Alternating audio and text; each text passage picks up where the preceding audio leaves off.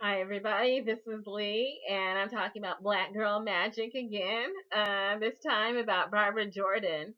Barbara Jordan was a U.S. congressional representative from Texas, and she was the first African American congresswoman to come from the Deep South. And so she was born in 1936 in Houston, Texas. She was a lawyer and an educator, and she was a congresswoman from 1972 to 1978. She was the first African American congresswoman to come from the Deep South, and she was the first woman ever elected to the Texas Senate in 1966, and she served from 1966 to 1972, and then she went on to the U.S. House to represent Texas.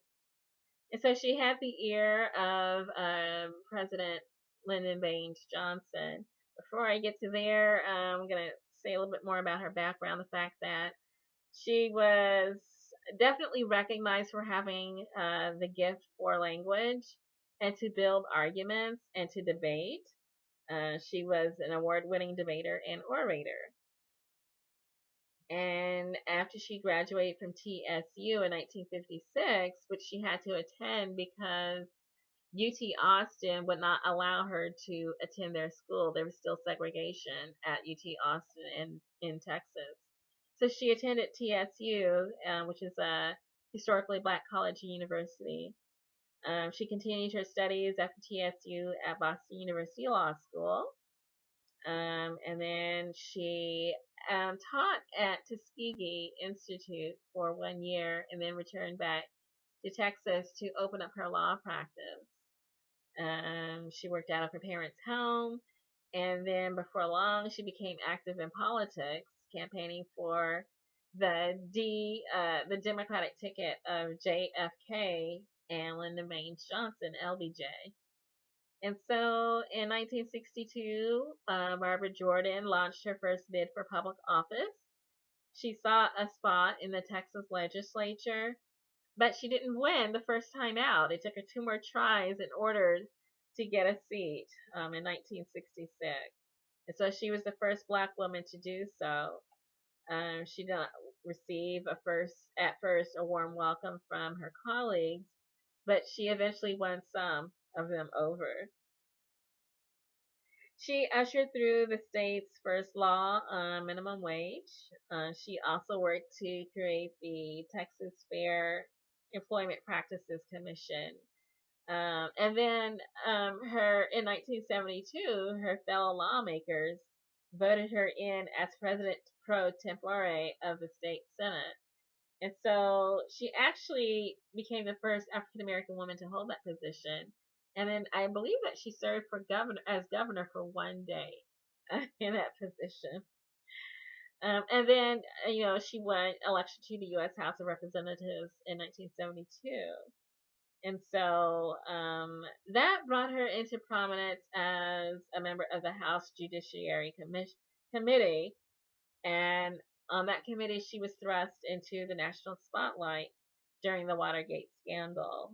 She served as a moral compass during that time and gave her speech, which was, still very memorable to people. She said that I am not going to sit here and be an idle spectator to the diminution, the subversion, the destruction of the Constitution. She said that in her nationally televised speech about Richard Nixon. And so then she addressed the Democratic National Convention and again spoke, saying that, her presence there was a bit of evidence that the American dream need not forever be deferred. And so there was rumors that she would actually join Jimmy Carter on his ticket as a vice presidential candidate. And then there was rumors that she would be his attorney general. But that didn't happen. She actually finished up her final term in office in 1979.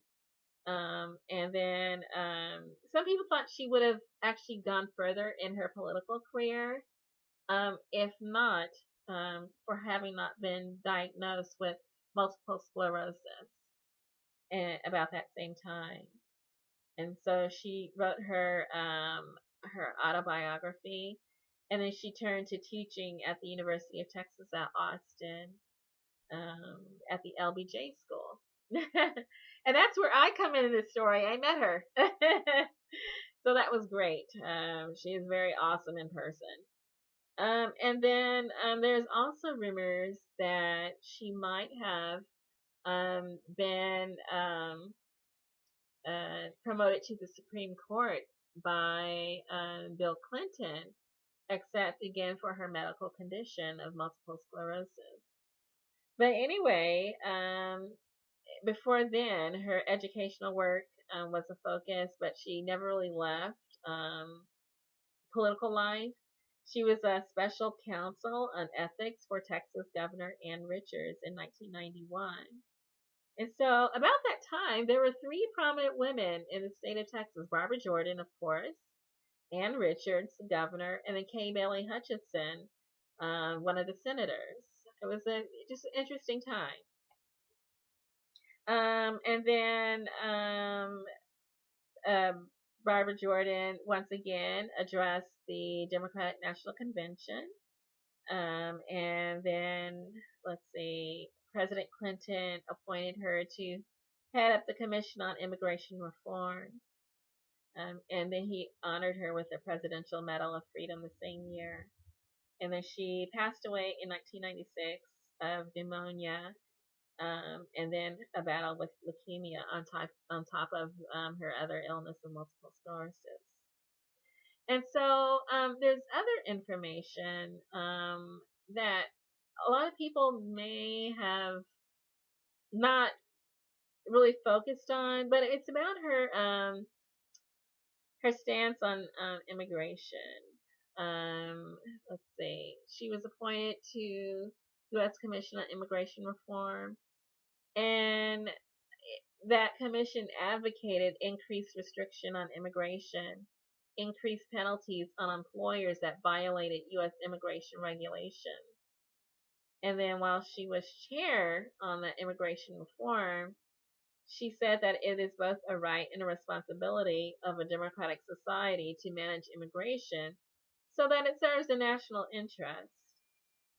And so there are opponents of modern U.S. immigration policy that actually cite Barbara Jordan on her willingness to penalize employers who violate U.S. immigration regulations, the effort to tighten border security, oppose amnesty for illegal immigrants, harm to U.S. citizens and jobs and employment from cheaper illegal alien workers, and clear process for the deportation of legal jobs or of legal immigrants.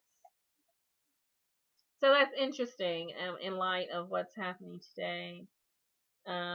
Let's see. There's also other types of legislation that she supported, such as the Community Reinvestment Act of 1977, requiring banks to lend and make services available to underserved, poor, and minority communities. She supported renewal of the Voting Rights Act of 1965, and expansion of that act to cover language minorities.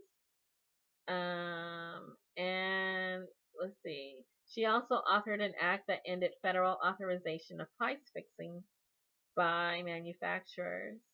And so, as a congresswoman, she sponsored or co-sponsored over 300 bills or resolutions, several of which are still in effect as law today. And so she's been inducted in the Texas Women's Hall of Fame, the National Women's Hall of Fame. She received the Spingarn Medal from NAACP, a Presidential Medal of Freedom. She was the second ever female awardee of the United States Military Academy Sylvanus Thayer Award. So she's got lots of honors and recognitions. Very powerful woman in the political realm. Very influential. Someone that people very much look up to. Definitely her stance on as a moral compass during the entire Richard Nixon episode, the House Judiciary Committee. It actually stands in contrast to that of another woman who was supposedly dismissed from that same committee, from research on that committee due to poor ethics, lying, and unchecked ambition. I won't say who that was, but I'm just going to say it wasn't Barbara Jordan. But anyway, definitely this is Black Girl Magic in motion. Heroes that women can look up to strive for, honorable, who accomplished much in their political life. And I'll post some links and let people learn more about what Barbara Jordan did, her effect, her influence, and the legacy that she left behind. Good luck.